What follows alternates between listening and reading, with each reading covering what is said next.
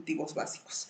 ¿Qué es un cultivo básico? Bueno, para conceptualizar el término, podríamos decir que los cultivos básicos se les considera así a aquellos que de cierta forma se cultivan en mayor superficie en cuanto al valor de la producción o en cuanto a las áreas, digamos, en cuanto a requerimientos climáticos, se pueden producir. Van a ser importantes para la economía agrícola, puede ser de una región, puede ser de un país, ¿no? Entonces, por ejemplo, en el caso de México, ¿cuáles serían los cultivos básicos? Hablamos, por ejemplo, de maíz, hablamos de frijol, quizás hablamos de trigo, les decía también caña de azúcar, podría considerarse como dentro de los cultivos básicos.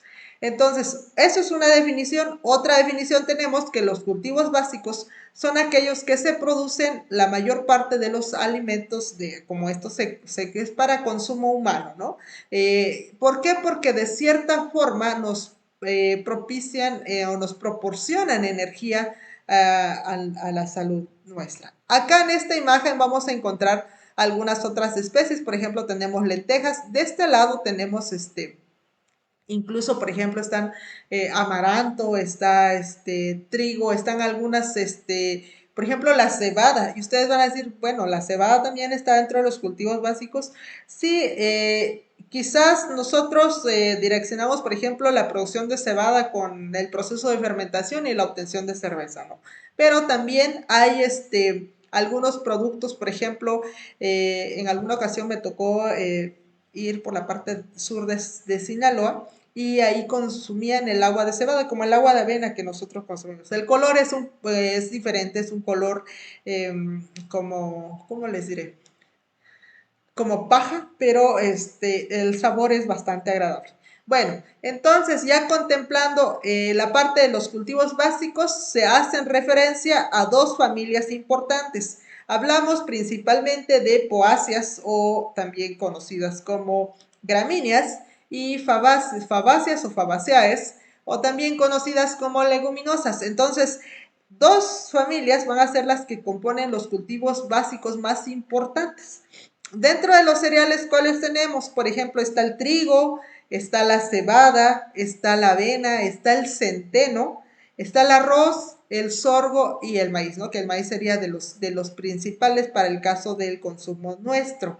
Después tenemos, dentro del grupo de las leguminosas, vamos a tener frijol, chícharo, garbanzo y haba. Okay. En el caso, por ejemplo, de las leguminosas o dentro de las, esta familia, vamos a encontrar una gran cantidad de especies. Se dice que se tiene alrededor de 18,000 especies repartidas en diferentes áreas, desde condiciones templadas, regiones tropicales, regiones subtropicales, pero muchas de ellas pues van a ser importantes con respecto a la alimentación humana.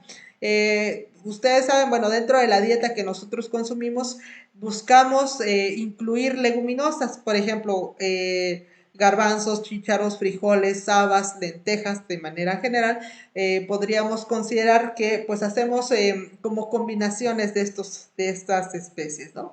Entonces, es una familia, bueno, se considera como una de las familias más grandes que tiene el reino vegetal y bueno, vamos a encontrar una gran diversidad de géneros, alrededor de 678 géneros. Aquí solamente para deslumbrar la parte de los géneros, les coloqué los nombres científicos de las especies. Quizás cuando vieron el curso de botánica sistemática les comentaron acerca de cómo está conformado, por ejemplo, los nombres científicos. Les dijeron que el nombre científico se compone del género con la especie, ¿no? Algunos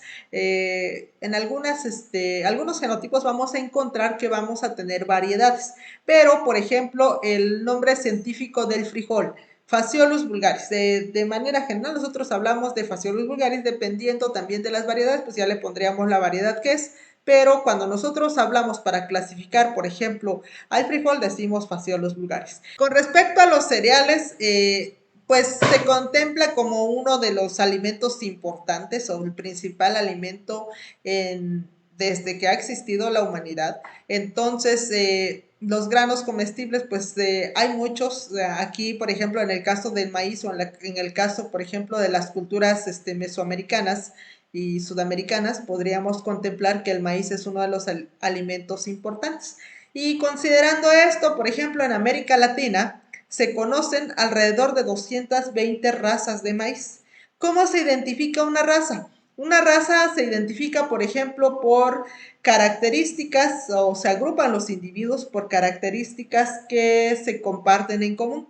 Por ejemplo, una forma de catalogar la raza sería por las características fenotípicas. ¿Qué es una característica fenotípica? Es una característica que nosotros podríamos visualizar.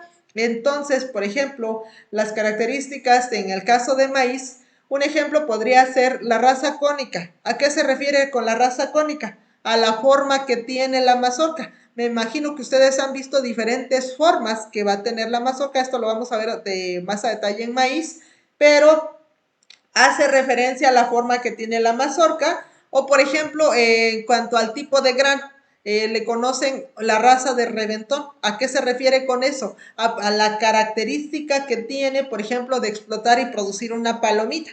O, por ejemplo, del lugar donde se colecta el maíz, ¿no? Entonces, de acuerdo a eso, también se catalogan las diferentes razas. En el caso de México se han encontrado 64 razas, de las cuales se dice que 59 son nativas. Cabe mencionar que en el caso, por ejemplo, de maíz es una de las especies propias de nuestro país y bueno, se considera como centro de origen México, ¿no? ¿Qué más les iba a comentar? Con respecto a diversos grupos de la familia, por ejemplo, está el trigo, que es una de las especies importantes, no solamente en la parte de América, por la parte, por ejemplo, en el caso de los trigos vamos a tener dos tipos de trigos, los trigos blandos y los trigos duros que son, que sirven para la elaboración de pastas, por ejemplo, y los trigos blandos que van a ser trigos para la parte de la panificación, para la elaboración de pasteles, de panes, etcétera, ¿no? Entonces, todas estas especies se agrupan dentro del grupo de los cereales. Por ejemplo, también podríamos comentar, les decía, acerca del arroz, que es un cultivo básico importante, por ejemplo, en en el continente asiático, mucha de su alimentación se basa, o muchos de sus platillos se basan precisamente en el arroz. Incluso, por ejemplo, en el caso de maíz, en México, pues cuando nosotros empezamos a trabajar con maíz, hacemos una actividad ahí, por ejemplo, ¿cuántos productos se conocen derivados solamente del maíz, ¿no? Y vamos a encontrar desde los pegamentos hasta los totopos, ¿no?